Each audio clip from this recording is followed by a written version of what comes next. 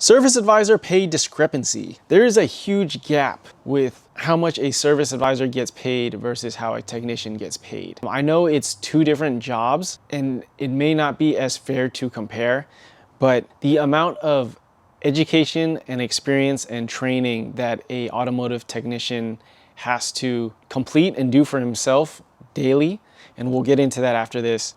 You know, such an educated and experienced person in my day was making a fraction of the wage of what a service advisor makes. And in my experience, a service advisor is just a glorified salesperson, same as used car salesman, unfortunately. This always didn't used to be the case. Way back in the day, you had to be a journeyman or shop foreman level technician to gain the role to be a service advisor.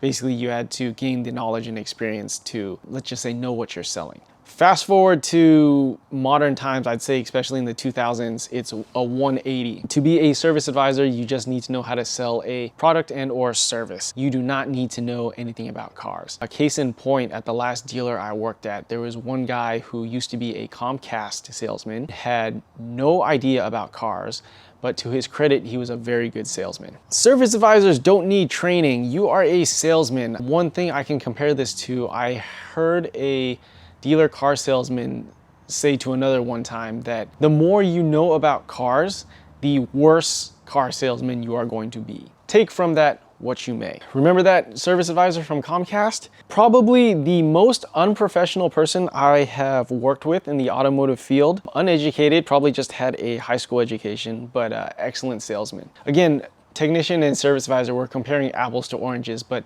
just from my perspective, you know, all the active training, experience, certifications, professionalism that I had to put in, or that was demanded of me to put in, my wages did not match. Someone who didn't have to educate themselves, could come in dressed sloppy, would come into the shop, play practical jokes like it was no big deal. Considering this is a hazardous environment, right? Dangerous things happen, people can get hurt, and yet you're out there playing practical jokes.